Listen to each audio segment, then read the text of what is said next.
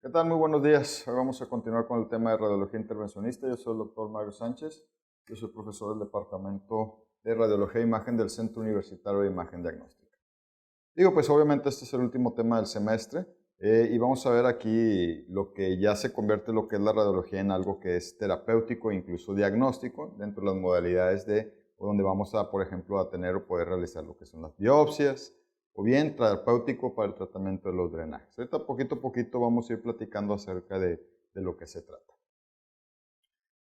Eh, pues en general, cuando hablamos de la radiología intervencionista, podemos dividir los procedimientos de intervención en dos grandes grupos, lo que son procedimientos terapéuticos y procedimientos que son diagnósticos. Aquí estamos viendo algunas de las situaciones. Obviamente aquí lo vamos a dividir en cada una de las áreas, como el sistema nervioso central, en tórax, abdomen. Vamos a hablar obviamente también de lo que es la radiología intervencionista en tratamiento vascular y bueno, pues las principales características de cada uno de ellos. Como lo dije anteriormente, lo vamos a dividir en dos grandes grupos. Procedimientos terapéuticos de mínima invasión, que estos van a ser guiados por métodos de imagen, como puede ser el ultrasonido, como puede ser la tomografía, incluso la resonancia, o bien podemos también utilizar una sala de fluoroscopía o una sala de hemodinamia. Y los procedimientos que también los vamos a hacer para obtener muestras de tejidos, como son las biopsias, para obtener muestras de masas y bien, obviamente el tratamiento también de algunas o diagnóstico de algunas colecciones abdominales. Ya lo dije cuáles son los diferentes métodos que podemos llegar a utilizar para realizar procedimientos. Obviamente cada uno de ellos tiene ciertas indicaciones. Y bueno, van a ver que la fluoroscopía pues, nos sirve más que nada para guiar procedimientos que se van a abocar a hueso o a este tipo de estructuras. O incluso si vamos a utilizar, por ejemplo, aquí o realizar algún tipo de procedimiento diagnóstico, como puede ser una angiografía. Podemos utilizar la mamografía, sobre todo si lo que queremos es colocar arpones o marcar algunas microcalcificaciones que no logran ser visualizadas fácilmente en el ultrasonido. O bien el mismo ultrasonido para obtener muestras de hígado, parénquima hepático, podemos utilizarlo para obtener parénquima renal, o bien, pues ya lo dijimos anteriormente, de alguna tumoración. La tomografía computarizada, sobre todo en aquellas lesiones que son difíciles de identificar por algún otro método de imagen, como puede ser el ultrasonido. Y bueno, pues la resonancia magnética pues también es muy útil, solamente necesitamos material que no sea o que sea compatible con los mismos equipos de resonancia. Y bueno, pues también pues, para guiar directamente al cirujano cuando está en un procedimiento, en una cirugía, en donde con los métodos de imagen podemos indicar o obtener la muestra que se requiere para hacer un diagnóstico.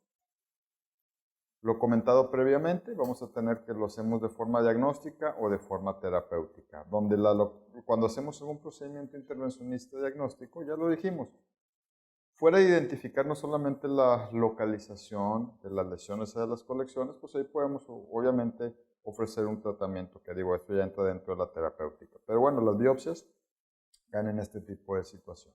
También para marcaje de lesiones, como lo comenté anteriormente, la colocación de arpones en microcalcificaciones en la glándula mamaria que no pueden ser identificadas fácilmente, pues obviamente eso tú pones el arpón, se lo mandas o se va a la paciente a cirugía, el cirujano hace la resección de la lesión, te la regresa para que tú hagas una evaluación y así poder decir qué es lo que está pasando. Obviamente la citología por aspiración, que no es, esto es más que una biopsia aspiración con aguja fina, ¿sí? Aquí vemos que hay dos grupos, la biopsia percutánea, en donde también puedes obtener un cilindro de tejido, o bien la aspiración, la citología por aspiración.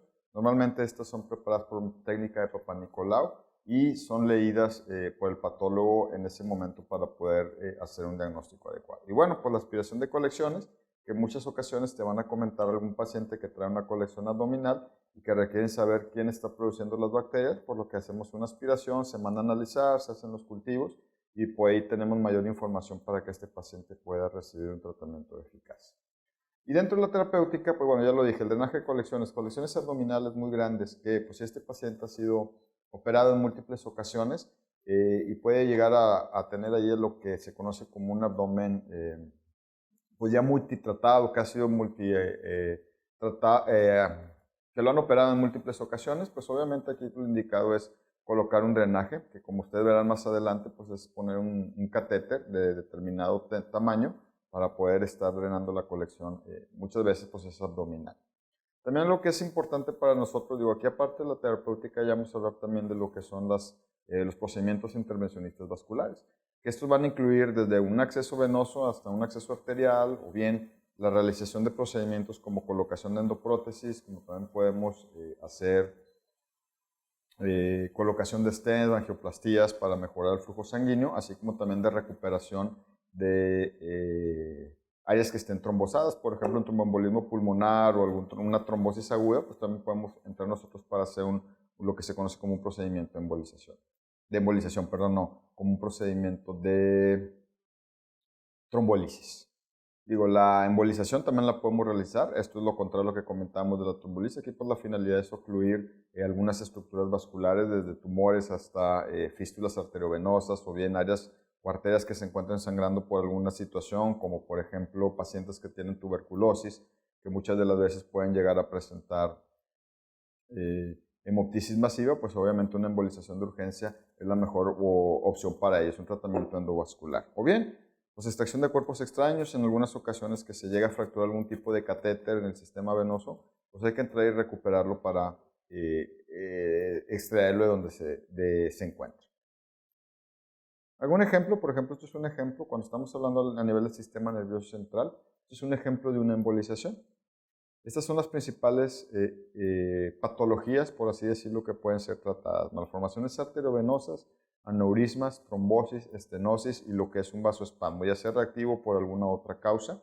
Pues obviamente aquí podemos hacer lo que es la embolización. En este caso se trata de una embolización de un aneurisma, en donde vemos varias imágenes con sustracción digital. Estas son anteroposteriores y estas son sagital. Podemos verla identificar el aneurisma, y lo que hacemos aquí es una cateterización selectiva. En este caso fue de la arteria carótida interna, y vamos a hacer una cateterización selectiva a nivel del aneurisma donde se encuentra el cuello, para colocar estas estructuras metálicas que son coils, que son agentes trombogénicos. Esto quiere decir que van a producir trombosis de esa área. Estos pues, pueden ser de diferentes materiales, de diferentes tamaños, y lo que hacemos es, pues así como ustedes pueden ver, meternos directamente al cuello, hacer un apelotamiento, por así decirlo, y estar soltando todos los coils en esta área hasta lograr la embolización efectiva del aneurisma.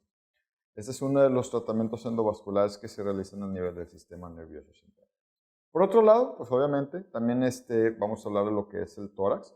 Y aquí vamos a ver que, pues también, al igual que comentamos anteriormente, podemos realizar diferentes tratamientos. Digo, aquí me voy a abocar un poquitito más que nada al tratamiento percutáneo, donde las principales indicaciones para obtener una muestra obviamente son las siguientes: un nódulo pulmonar solitario, una masa, también pueden ser ganglios linfáticos o adenopatía pariliar o mediastinal.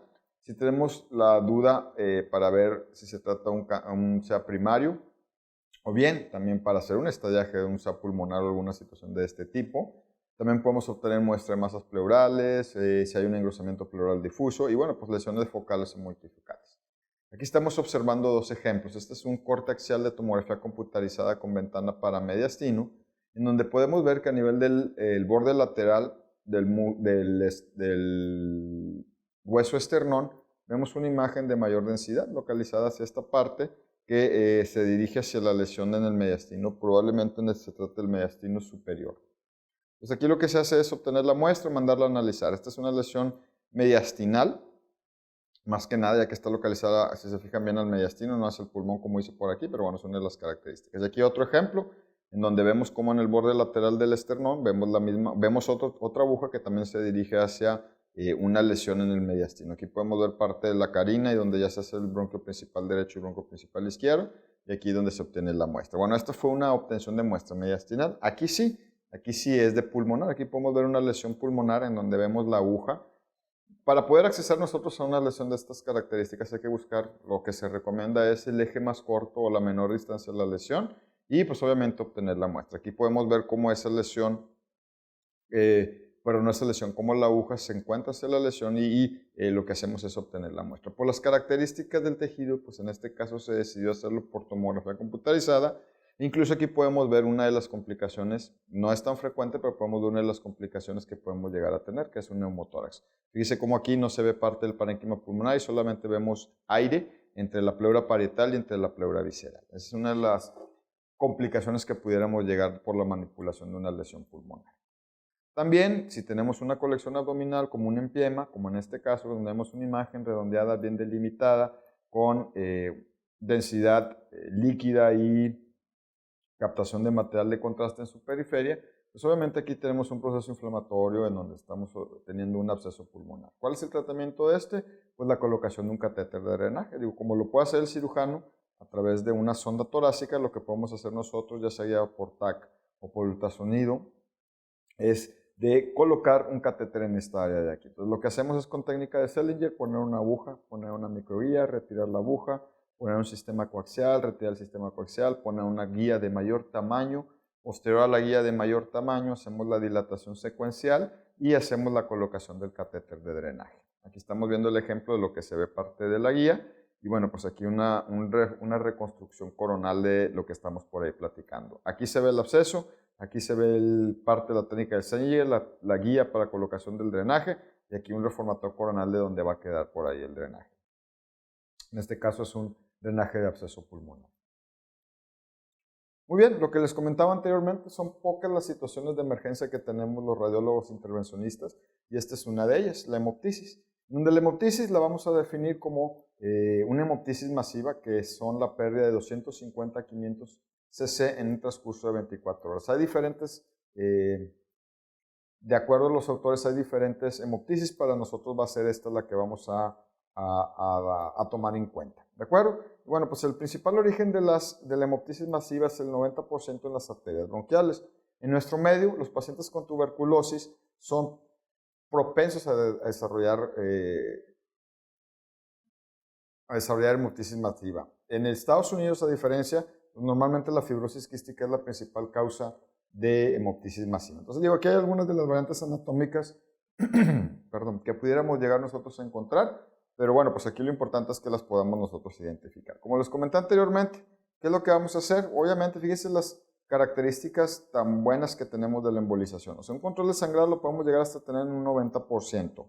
Un resangrado temprano, un 15% puede llegar a tenerlo, y un resangrado tardío hasta un 20% de la población pudiera llegar a tenerlo. Aquí estamos observando una cateterización selectiva, por ejemplo, de esta arteria bronquial, en el mismo caso, en donde lo que se realiza es meternos con un catéter especialmente. Técnica de Sellinger, pues aparentemente por el origen de este catéter venimos de la arteria femoral, o fue el acceso a una arteria femoral común, lo más común es que sea del lado derecho, y vamos y metemos un catéter específico en la malformación o en la arteria bronquial. ¿Con qué finalidad? Pues con la finalidad de condicionar la oclusión. ¿Cómo la condicionamos? Ya lo dijimos, al igual que en los aneurismas del sistema nervioso central, la colocación de unas agentes embolizantes, como pueden ser los coils. Bueno, no lo mencioné anteriormente, pero tenemos dos tipos de agentes embolizantes. Agentes embolizantes que son definitivos, como los coils, y agentes embolizantes que son temporales, como el Gelfoam o como algún otro tipo o incluso un coágulo autólogo.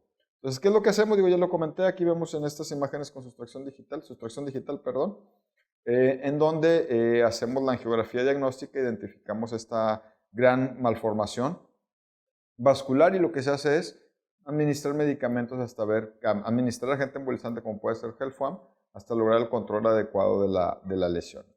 En este caso, pues aquí podemos ver el control donde ya se ve amputada la arteria que se dirige hacia la malformación. Otra de las situaciones que manejamos es diagnóstica, como lo comenté anteriormente. En este caso estamos observando un ejemplo de una biopsia en glándula mamaria. Aquí vemos el material que se requiere. Normalmente el material que se requiere pues está proporcionado en el departamento: guantes estériles, gilocaína simple, gel estéril, un preservativo para cubrir lo que es la Magnum o la máquina para obtener la muestra. Bueno, nosotros le decimos comúnmente lo que es la pistola Magnum, que es el Trucut de bar para obtener la muestra. Y aquí, bueno, pues obviamente lo puedes hacer de dos maneras: aspiración con aguja fina, en donde el ultrasonido, siempre y cuando sea una lesión que sea visualizada por ultrasonido, bajo todas las técnicas de asepsia, antisepsia y toda la área estéril, lo que hacemos es identificar necesariamente la lesión, en este caso en glándula mamaria. Como ustedes pueden ver, el ultrasonido te permite hacer una valoración en tiempo real de lo que estás por ahí identificando. Aquí vemos una imagen lineal ecogénica que se dirige a la lesión, y es como se va a obtener la muestra. Cuando tenemos la muestra de esta manera, con aspiración con aguja fina, puede ser de dos formas: por capilaridad, en donde la misma capilaridad va a ser solamente que las células se metan al interior de la aguja y estas van a ser extendidas en una laminilla, o Con presión negativos, con aspiración, perdón, en lo que haces es conectar un pequeño dispositivo o incluso una jeringa de 3cc para mantener una aspiración y obtener las muestras. Se van a teñir, como ya lo comenté, se van a colocar en las laminillas y estas se van a teñir o se van a mandar al servicio de patología para que sean teñidas por medio de técnica de Papa Nicolau y ellos puedan hacer un diagnóstico adecuado con las células que se están enviando. Este procedimiento, desgraciadamente, se puede repetir varias veces, ya que no siempre salen células para un diagnóstico y tenemos que estarlas mandando continuamente al servicio de patología para que ellos hagan las tiñones, las extensiones y nos puedan decir si con eso pueden hacer un diagnóstico de lo que está pasando, en este caso en la glándula mamaria. La otra situación es por truco, como les dije, esta es la pistola Magnum o lo que es la aguja BAT, que lo que hace es obtener una muestra de tejido. Prácticamente es el mismo principio que se utiliza para la bioaspiración con aguja fina. Sin embargo, aquí lo que hacemos, estas agujas lo que hacen es obtener un cilindro completo de tejido, el cual se debe, en este caso sí lo debemos nosotros de mandar. Lo más común es que lo mandemos en formol y ya el servicio de patología se encarga de la preparación para poder hacer un diagnóstico acerca de esto. Pero prácticamente el principio y las características por imagen van a ser muy similares para poder nosotros enviar la muestra. La otra situación que les comentaba es precisamente el marcaje con arpón. Aquí estamos viendo algunos ejemplos. Debemos de recordar que algunas lesiones no son observadas fácilmente en el ultrasonido, sobre todo si se trata de microcalcificaciones. En este caso, ¿qué es lo que hacemos? Existen unas agujas especiales, como unos arponcitos, como si fueran unos ganchos o los que utilizamos para pescar. Lo que hacemos es hacer una mamografía de una glándula mamaria en donde tenemos esas microcalcificaciones y por medio de la mamografía guiarnos para colocar nosotros estos arpones, que son las estructuras metálicas que vienen cargadas sobre una aguja y que pues lo que hacemos es colocarlas en las microcalcificaciones, liberarlas. Posterior a esto, el paciente pasa a cirugía, la paciente en este caso pasa a cirugía, en donde hacen la retracción o le quitan esa área en donde está el arpón colocado, nos lo regresan a nuestro servicio, volvemos a poner la muestra de tejido en el mastógrafo y confirmamos que se haya retirado la lesión por medio de la cirugía. Ese mismo procedimiento que aplicamos para mama también se aplica para otras estructuras como la glándula tiroides. La glándula tiroides es más común que realicemos lo que es la bioaspiración con aguja fina. Esto es por las características de las lesiones, que son lesiones más pequeñas, bueno, pues obviamente están más accesibles por medio del transductor lineal. Y pues lo que hacemos es el mismo principio que ya comenté anteriormente. Infiltramos bien, pasamos la aguja y obtenemos la muestra para mandarla a analizar. Patología hace lo mismo que como si lo hiciéramos con mama. Hace una técnica Papa Nicolau, que es la más común, y posteriormente a eso leen las laminillas para poder llegar a un diagnóstico.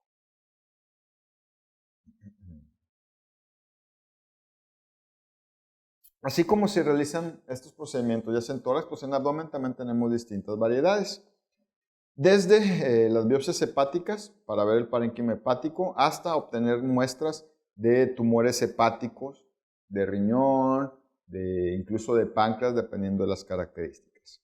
Esto lo podemos hacer guiado por medio de ultrasonido o por medio de tomografía, que es lo más frecuente, dependiendo de la localización. Por ejemplo, si tenemos una lesión que es retroperitoneal, pues obviamente ahí nos vamos a indicar un poquitito más o nos vamos a ir a elegir la tomografía como método de imagen para el guiado de nuestros estudios. Y si es una lesión de parénquima hepático, alguna situación que es fácilmente observable, pues podemos utilizar el ultrasonido. Obviamente, acuérdense que cuando hablamos de intervención, pues estamos haciendo accesos, estamos invadiendo, aunque sea mínimamente, el cuerpo de alguna manera, por lo tanto estamos expuestos a producir algunas complicaciones. Y estas son las principales, el dolor que es del 1 al 22%, tenemos también, podemos llegar a tener hemorragias, estas son complicaciones importantes en las cuales tenemos que estar nosotros muy al pendiente de nuestro paciente. Siempre que hacemos un procedimiento de intervención tenemos que tener a nuestro paciente monitorizado, los ideales que tengamos o que lo tengamos bajo una sedación importante, una sedación consciente, perdón, y que todo el tiempo estemos al pendiente de nuestro paciente, desde antes, después y posterior al procedimiento. Ya después de eso, ya hay una plática específicamente para todo eso. Y obviamente, pues neumotórax o derrame pleural, todas son situaciones que podemos identificar. Fíjense aquí algunos ejemplos de cómo se hace, que estamos usando distintas agujas, cómo se alcanza a identificar la aguja completamente en el interior del parénquima hepático. y pues obviamente obtener la muestra. Esta es guiada por tomografía y vemos cómo se está colocando la aguja exactamente en la lesión hipodensa, en segmento 6, y vais a obtener la muestra de esta lesión. Entonces, podemos usarla para parénquima, hígado o riñón, o podemos usarla para tumoración en alguna situación de este tipo. Ahora, imagínate que queremos tener una muestra de hígado. Y es un paciente que, pues obviamente, tiene alteradas las pruebas de funcionamiento hepático, tiene los tiempos de coagulación muy prolongados y no hay manera de poder llevar a este paciente a condiciones para una biopsia percutánea. Recuerden que la biopsia percutánea requiere mucho que podamos nosotros hacer la compresión para evitar algún tipo de complicaciones. Ya lo mencioné anteriormente que el sangrado es una de las complicaciones principales. Pero bueno, cuando tenemos esta situación, pues lo que podemos ofrecer, al igual que el hígado, también renal, es lo que se conoce como una biopsia hepática transyugular o una biopsia renal transyugular. Lo más común es que tengamos un acceso a nivel de la yugular del lado derecho y por ahí vamos navegando hasta llegar a las venas suprahepáticas. Localizando las venas suprahepáticas, como podemos ver por aquí, lo que hacemos es pasar una aguja especial. Esta aguja tiene el mismo principio que la VAR, que es de Trucut, para obtener tejido. Y por ahí pasamos esa aguja y obtenemos las muestras para mandarlas a analizar. ¿Cuál es la ventaja? Digo, como decía uno de mis profesores, decía que pues, si el paciente va a sangrar, pues obviamente va a sangrar para adentro. Tomas la muestra y pues obviamente el sangrado va a ser hacia la misma circulación venosa. Y el controlar el acceso a nivel de la yugular es mucho más fácil para evitar algún tipo de complicación. Entonces, principalmente eso es lo que se logra. Aquí estamos viendo varias imágenes con sustracción digital a nivel del hígado, en donde vemos una de las venas suprahepáticas. Vemos aquí el sistema coaxial junto con la aguja y la obtención de muestras para mandarlas a analizar. Y la compresión es mucho más fácil a nivel de la yugular. Muy bien. Cambiando de tema, lo que es a nivel del abdomen, pues obviamente tenemos, o la intervención van a ser de 2 procedimientos. Normalmente en el hígado vamos a tener 2 tipos de abscesos, lo que es el amebiano o el absceso piógeno. Obviamente cada uno tiene ciertas características por imagen. Pues, el amebiano es más común que sea en el lóbulo hepático del lado derecho, el izquierdo es más común que sea el hepático izquierdo, que pues obviamente si tiene lesiones periféricas o múltiples, es más probable que sea de origen piógeno. Si es una lesión única, lo más probable es que sea de origen amebiano. Estas son las principales características como se presenta. Ahora, ¿qué es lo que se les puede ofrecer a este tipo de pacientes? Si se trata de un absceso hepático amebiano, lo más común es que solamente sea drenado. Metas, puedes poner un catéter o no y aspiras y drenas todo el absceso para posteriormente seguir con el tratamiento antimicrobiano que se administra. Y el piógeno, este sí, a diferencia del amebiano, va a requerir de la colocación de un catéter de drenaje continuo. Esto es un tubito que vas a dejar ahí para que esté drenando o saliendo todo el contenido infectado. Aquí estamos viendo el acceso principal con una aguja y vemos cómo aquí ya estamos observando el catéter de drenaje en su posición.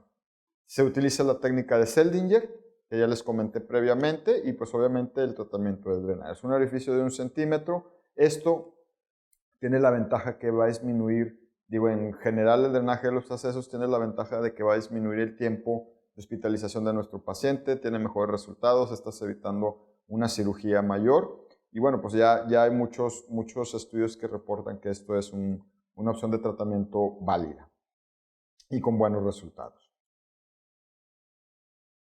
Lo mismo que estaba comentando, en el caso previo que estuvimos observando, vimos que es guiada por tomografía, la colocación del catéter en estos cortes axiales de tomografía, y vemos bien cómo se alcanza a identificar el catéter en esta localización.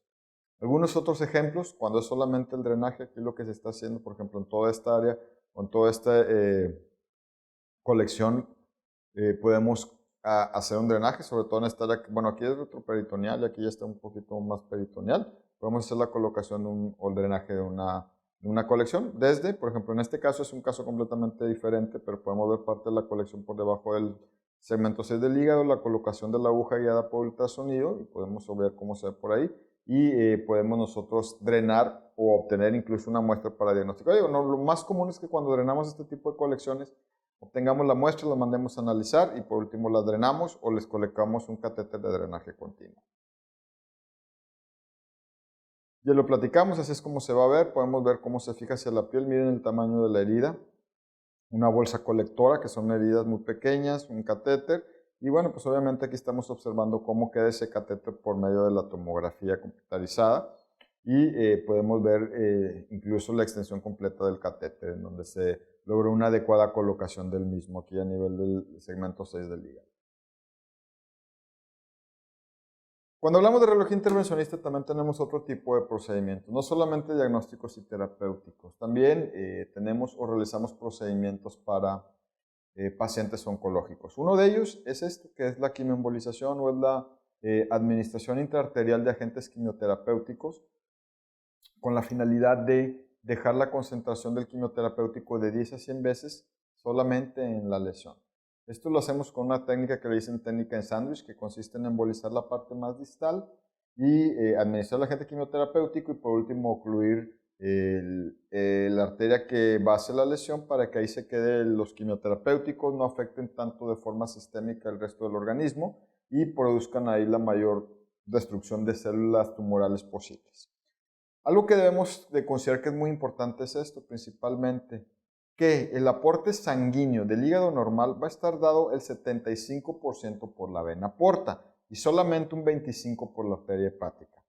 ¿Por qué es importante esto? Porque ese 25% de la arteria hepática, las tumoraciones del hígado más frecuentemente van a ser hipervasculares y van a depender precisamente de la arteria hepática. Por lo tanto, si nosotros hacemos ese tratamiento a este nivel, pues obviamente tenemos la vena porta para que siga aportando el flujo necesario hacia el hígado y no tener algún problema de isquemia o de infarto. ¿Sí? Entonces eso es más que nada la administración. Lo más común que hagamos nosotros para la quimioembolización es ya sea un hepatocarcinoma, que como ya había comentado en las clases previas, son lesiones hipervasculares que pueden ser tratadas por medio de enfermedad metastásica, sobre todo el cáncer de colon, que también puede ser tratada por medio de la quimioembolización.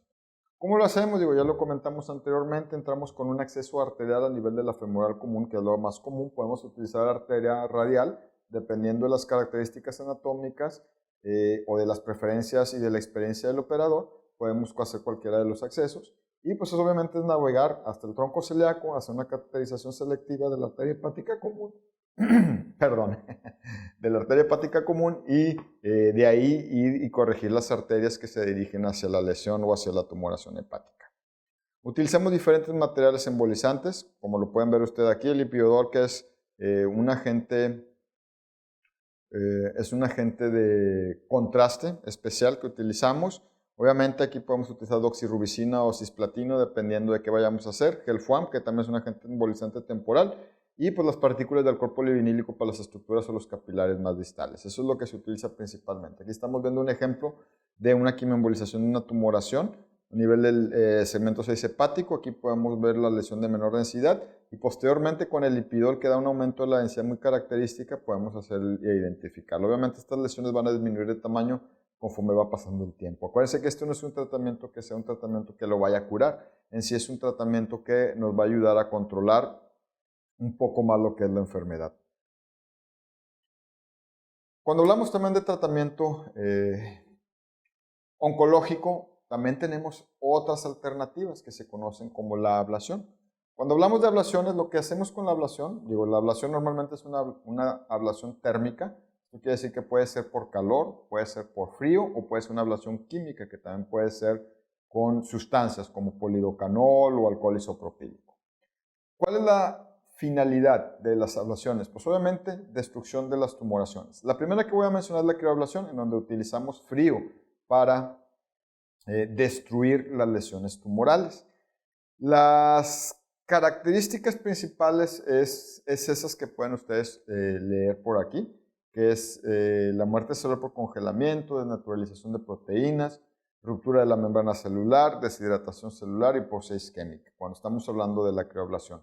Aquí lo que hacemos en la crioablación es eliminar los tumores y lo más importante es que debemos de buscar de 5 a 10 milímetros de tejido sano en la periferia. Aquí estamos observando un ejemplo de una lesión en el riñón del lado derecho de aproximadamente unos 3 o 4 centímetros y pues lo que queremos hacer es destruirla. Lo que hacemos es poner una sonda, una criosonda, que lo que hace es congelar la lesión. Aquí estamos viendo esta imagen de menor densidad redondeada bien delimitada, que es el área efectiva de ablación. Aquí estamos congelando esa área, esta es una bola de hielo literalmente, y más o menos nos tardamos unos 20 minutos. Imagínense que nosotros lo primero es, ya que tienes las lesiones, infiltrar, dormir bien, tener bien sedado y controlado a tu paciente, poner la criosonda en la lesión exacta, congelar la lesión y luego hay que descongelarla, hay que quitarla administrando calor a la sonda y posteriormente volverla a congelar, por lo que nos podemos llegar hasta 20 minutos para llevar a cabo la ablación.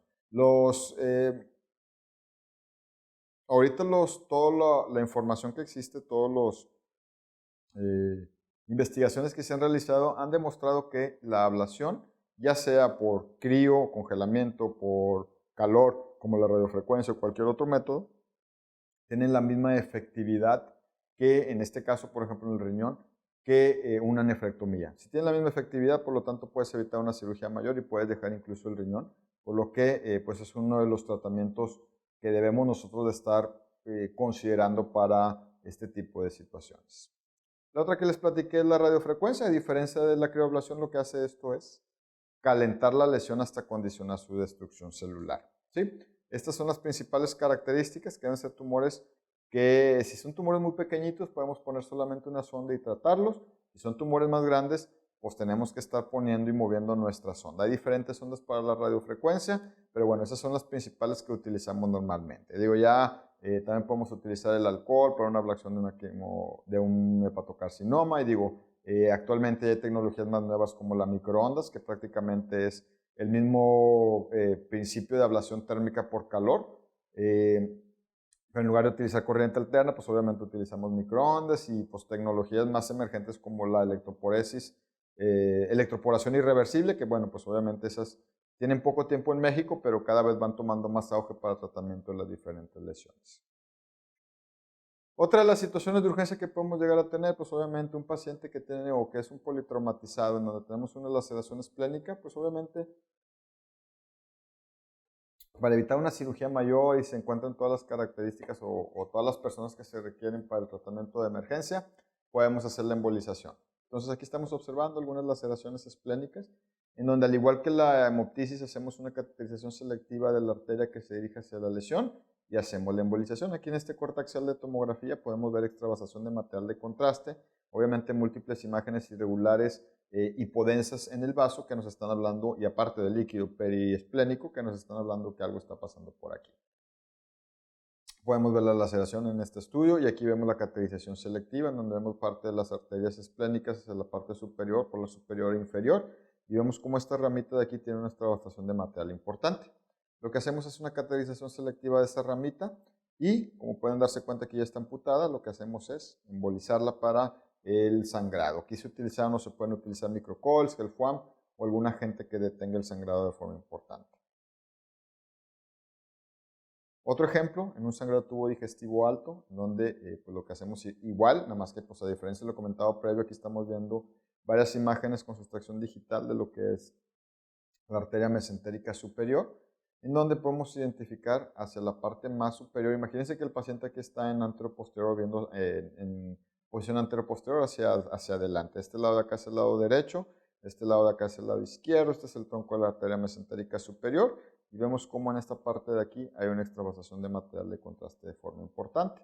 Un sangrado tubo digestivo. ¿Qué es lo que hacemos? Igual, tratar de hacer una cateterización selectiva de alguna de las ramitas y hacer la embolización del mismo para evitar el sangrado. El porcentaje de éxito es alrededor de un 76% y pues obviamente podemos llegar a tener alguna de estas complicaciones. La más importante es el área de resangrado.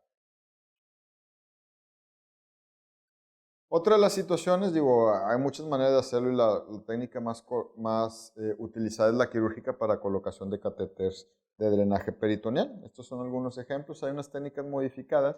Lo que hacemos es un acceso a través del abdomen, una herida menor de 1 centímetro, y por medio de unas estructuras especiales, pues lo que hacemos es colocar el catéter de diálisis peritoneal sin abrir o necesariamente hacer una cirugía mayor. Aquí estamos viendo varias imágenes donde podemos ver el introductor con la guía a nivel del peritoneo y posteriormente ya la colocación del catéter de diálisis peritoneal. Aquí estamos haciendo la comprobación. Este es primero y luego sigue este y luego es este ya al final.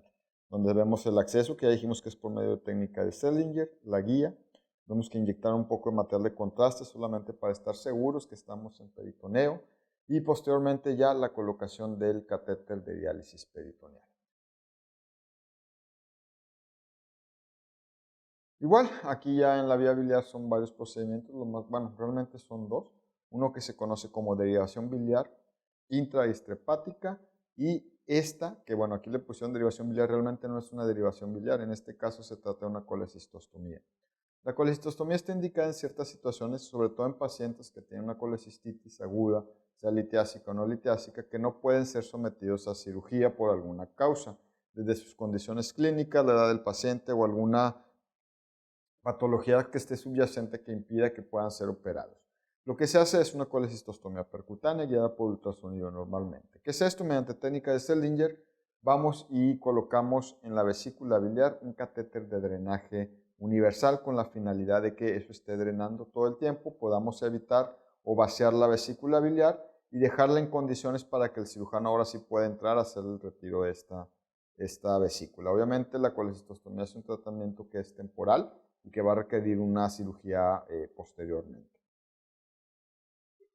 Lo mismo que les estaba platicando, Seldinger, aquí podemos ver un poquito de contraste en la vesícula biliar, lo que es la guía microguía metálica, la colocación del sistema coaxial y posteriormente ya el catéter colocado en su interior, un catéter de drenaje continuo. Este es un sistema coaxial que les comentaba, esto se desarma, este orificio queda de mayor diámetro y por aquí puedes meter una guía más gruesa, normalmente una 0.35, el 0.35 son los milímetros o es el tamaño de la guía, y por ahí puedes dilatar todo el trayecto para poder colocar fácilmente el catéter de drenaje. Normalmente estos catéteres están graduados, tienen un diámetro, un tamaño, que es en French. El más común que utilicemos para la vesícula biliar es un 8 French y para los drenajes es más común que utilicemos un 10 French. Aquí estamos viendo lo que se obtiene por medio de la colecistostomía. Este caso sí es una derivación biliar, esta es una derivación biliar intra y extrahepática. Esto se refiere a que lo primero que hacemos es una punción percutánea a través del hígado para canalizar la vía biliar y ver lo que está pasando. Aquí estamos observando esa aguja a través del hígado en donde vemos una dilatación importante de la vía biliar intrahepática del lado derecho, del lado izquierdo, el hepático común y vemos cómo llega un momento en donde esto está amputado. Esto se debe probablemente a una obstrucción. Cuando hablamos de obstrucción de la vía biliar, vamos a tener obstrucción de la vía biliar benigna y maligna. Cuando hablamos de benigna, probablemente se deba a que fue manipulada alguna complicación durante una cirugía de retiro de vesícula biliar. Y cuando hablamos de maligna, pues probablemente se trata de una tumoración, desde un colangiocarcinoma hasta una tumoración de la cabeza de páncreas o adenopatía retroperitoneal que condiciona esa obstrucción. Entonces lo que hacemos es, ya lo dije, mediante técnica de Seldinger modificada, un acceso a la vía biliar. Si logramos hacer el acceso completo hacia el duodeno, pues obviamente es estar maniobrando por ahí. Aquí estamos viendo eso que les comentaba, la vía biliar intrahepática, dilatación del derecho, izquierdo, convergencia. Y vemos como que pusimos un catéter, una guía especial para tratar de pasar el duodeno, tratar de la obstrucción. En este caso sí se logró y posteriormente se colocó un catéter biliar para el drenaje de esta situación.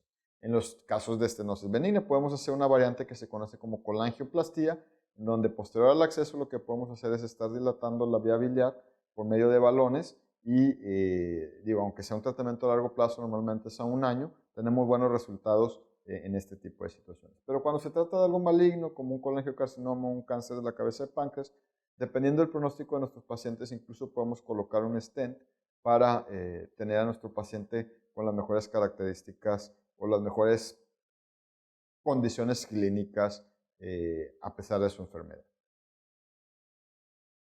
Lo mismo que se aplica para la vía biliar lo podemos hacer para el riñón, pero esto se conoce como una nefrostomía. Aquí estamos observando varios ejemplos de nefrostomía. Aquí colocamos a nuestro paciente en decúbito prono y vamos a hacer un acceso dependiendo de qué queramos hacer. Si vamos a hacer nefrostomía, lo recomendable es que lo hagamos a nivel del sistema colector inferior, en la parte posterolateral e inferior del riñón, para poder tener un acceso. Esto es importante. ¿Por qué es en la posterior inferior? Porque pues obviamente ahí es donde existe menor flujo sanguíneo y es donde podemos colocar el catéter. La otra parte es que si nos vamos al tercio medio o al sistema colector medio, pues este nos permite evaluar más fácilmente, por lo tanto aquí pudiera ser más fácil colocar un catéter doble J de forma percutánea, si los dos pueden ser colocados de forma percutánea. Entonces aquí lo que estamos observando es el riñón del lado derecho, sistema colector superior, medio e inferior, la aguja en la parte media, en el colector medio, aquí vemos cómo pasamos la guía y posteriormente aquí estamos viendo ya el catéter. Digo, aquí no se ven los pasos donde se hace dilatación, la pielografía de control, y la nefrostomía lo que va a hacer es que esté saliendo la orina hacia afuera. ¿Por qué tenemos hidronefrosis o dilatación de los riñones? Ya lo habíamos comentado anteriormente. Pues obviamente puede ser una obstrucción a nivel de la vejiga, puede ser una obstrucción por un lito o cualquier situación que condicione este tipo de problemas. Una adenopatía retroperitoneal también puede llegar a condicionar obstrucción del sistema urinario. Otro de los tratamientos que podemos llegar a utilizar, ya hablando también de lo vascular, es el tratamiento de la vena safena en la incompetencia valvular. Es un tratamiento láser donde hacemos un acceso distal, vamos colocando una láser a través de toda la vena safena mayor. Normalmente igual utilizamos técnica de señal modificada, dejamos 2 centímetros en la convergencia de la safena mayor y vamos aplicando el tratamiento láser para el tratamiento de las varices o este tipo de situaciones. Lo que se hace es activando el láser cada centímetro hasta que logramos la ablación o la destrucción completa de la lesión. No de la lesión, en este caso de la vena safena, y así podemos mejorar el flujo sanguíneo y que no haya tantas varices o algunas enfermedades de este tipo. Aquí estamos viendo cómo se hace una sala hemodinamia, el material que se requiere, la fibra láser, el acceso por debajo de la rodilla, el equipo láser que se utiliza, las guías, y vemos que pues obviamente vas haciendo la ablación. Obviamente sí es un poco molesto porque tienes que ir infiltrando todo el trayecto de lo que es la vena safena para poder nosotros hacer el tratamiento. Lo que hacemos es vendar posterior al tratamiento y la paciente sale caminando a nuestra sala. Eso es lo ideal para evitar cualquier tipo de problemas. Otro de los tratamientos endovasculares es la angioplastía con colocación de stent. Fíjense cómo estamos viendo un ejemplo a nivel de la arteria femoral superficial. Vemos cómo se amputa de forma brusca y hay importante circulación colateral. Lo que se hizo fue marcar el sitio de la obstrucción. Obviamente, digo, esto anteriormente se hacía, ahorita ya las máquinas te permiten identificarlo fácilmente. Colocar un balón electroexpandible que lo que hace es dilatar el sistema. Aquí podemos ver la posición. Y posteriormente un control donde vemos que se abrió esa área de obstrucción. El stent lo que hace es dilatar y posteriormente el balón lo que hace es dilatar y posteriormente la colocación del stent nos va a ayudar a mejorar el flujo muy importante. Otro ejemplo de lo que estamos platicando, así como lo hacemos en el corazón, también lo hacemos a nivel, en este caso de la pierna. Aquí podemos ver un ejemplo de arteria popliteal, el origen de la tibial anterior. Vemos cómo aquí hay importante circulación, cómo hay arterias que están en tándem o que hay con estenosis y algunas áreas de obstrucción. Y lo que hacemos es precisamente la dilatación. En las áreas de flexión no se recomienda la colocación de stent porque estos se pueden llegar a fracturar fácilmente, al menos que sean algunos de los más nuevos que tienen más rango de flexión, pues a lo mejor pudiéramos considerarlo. Pues aquí estamos observando imágenes con sustracción digital. Esta es una angiografía a nivel de la rodilla, como les comenté, donde vemos el origen de la arteria tibial anterior. Vemos que la peronea solamente o está por áreas y la tibial posterior también, y aquí vemos como una recuperación completa de la tibial anterior. Aquí estamos viendo otro ejemplo, esto de aquí es la aorta, este es el tronco arterial brachiocefálico, el origen de la arteria carótida primitiva. Vemos cómo lo más importante es que está el origen de la arteria subclavia izquierda, pero está ausente, está amputada esta área y podemos ver que se va por parte más distal. Probablemente este paciente tiene un robo de la subclavia. Esto quiere decir que sube por acá y regresa por la arteria vertebral hacia la subclavia y por eso es que se tiene el flujo por ahí marcado. En este caso lo que hizo fue una angioplastia con colocación de stent. Fíjense cómo se hace una cateterización selectiva de la arteria subclavia izquierda y posteriormente se coloca el stent para mejorar el flujo hacia el brazo del lado izquierdo. Otro ejemplo, a nivel de la arteria ilíaca, mira cómo está la arteria ilíaca aquí con múltiples estenosis significativas que están condicionando un compromiso hemodinámico. Lo que hacemos es igual, entrar, hacer el acceso. Aquí podemos ver el stent con un balón. Esta es alguna variante de los dispositivos que liberan los stents. Y vemos cómo el stent queda en adecuada posición. Realizas la angiografía de control y ves cómo las arterias está abierta y cómo hay una circulación importante restaurada.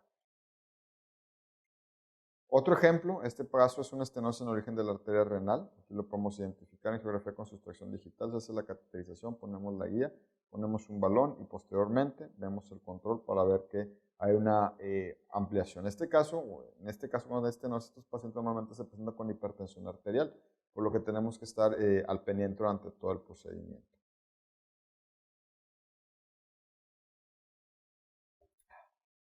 Otro de los procedimientos que tenemos también es la colocación del filtro vena cava. Estos son procedimientos, la gran mayoría de todos los procedimientos que he estado platicando yo ahorita son procedimientos que son ambulatorios y que requieren de solamente algunas horas de observación posterior al procedimiento y se pueden ir a su casa. En algunas situaciones, cuando tenemos, por ejemplo, una trombosis venosa profunda, que es la principal causa de tromboembolismo pulmonar, pues lo recomendable es, si este paciente tiene contraindicaciones para que lo anticoagulemos, pues lo recomendable es poner un filtro vena cava. La finalidad de este filtro es detener todos los coágulos que vengan de las extremidades inferiores, a nivel de la vena cava inferior, antes de la vena renal, y pues detenerlos ahí para evitar lo que es el tromboembolismo pulmonar. Actualmente o anteriormente, los filtros vena cava eran dispositivos no recuperables. Ahorita ya los más modernos son filtros que son completamente recuperables y que pues han demostrado que la efectividad que tienen para detener los trombos pues es muy grande. Y aquí estamos observando varios ejemplos. Este es un filtro vena cava recuperable que les comentaba. Aquí estamos observando cómo lo recuperan, cómo lo ganchan. Tienen un ganchito en la parte más cefálica. Lo ganchan, con una camisa lo cubren y lo retiran. Y aquí estamos viendo obviamente la liberación de ese filtro con sustracción y vemos la cabografía y pues obviamente estas áreas de aquí donde viene el origen, donde desembocan las venas renales, ya aquí está el filtro vena cava liberado por debajo de la desembocadura de las venas renales.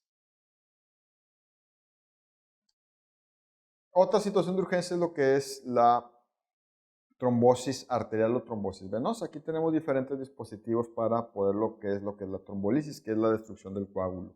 Sin embargo, pues aquí sí requiere de ciertas características. Lo mejor es que tengamos nosotros que el cuadro clínico tenga menos de 24 horas de evolución y que podamos nosotros realizar o poder nosotros administrar los agentes trombolíticos para poder tener o recuperar las estructuras vasculares. Digo, estas son una de las indicaciones que podemos llegar a tener, pero bueno, eso que les comentaba es algo de lo más importante.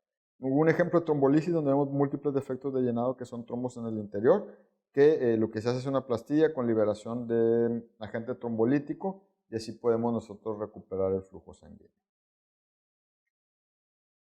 Ya lo comenté, hay otro principio muy similar que podemos utilizar, que es la embolización de tumores. Estas son las principales características.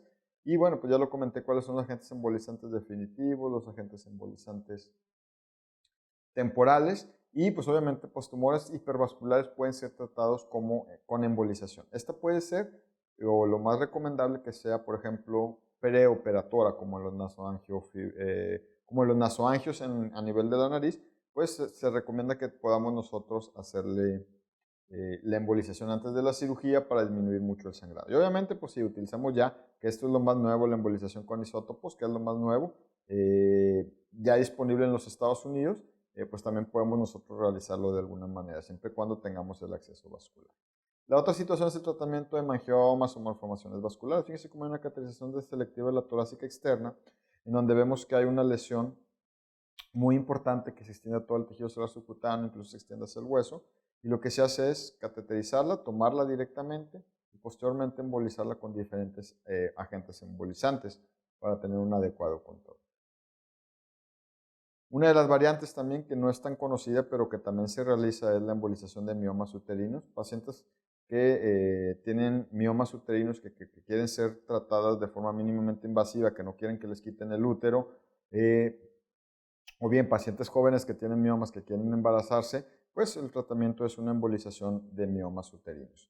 Lo que hacemos es una cateterización selectiva, nos metemos directamente a las arterias uterinas, utilizamos micropartículas para embolizar los miomas y posteriormente van a presentar una involución, se van a hacer más pequeños, incluso van a poder llegar a desaparecer. Digo, hay ciertas características para nosotros poder seleccionar al paciente que es candidato a embolización de miomas uterinos, pero pues eso ya va a depender de cada uno de los pacientes. Y bueno, pues esto es lo más importante. La radiología intervencionista, bueno, es lo más importante, es el fin, las conclusiones.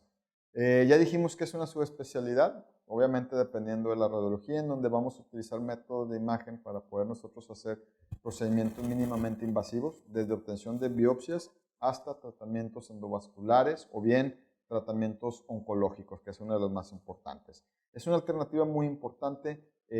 Obviamente estos pacientes van a disminuir el tiempo de hospitalización, van a tener tiempos más cortos de hospitalización, van a mejorar y van a responder más adecuado al tratamiento. Obviamente esto nos ayuda a disminuir costos en la hospitalización, el tiempo de hospitalización y este tipo de situaciones. Entonces, también, pues obviamente esta es una alternativa muy importante para tratar pacientes que tienen por ahí un alto riesgo quirúrgico. Por mi parte es todo, les agradezco mucho su atención.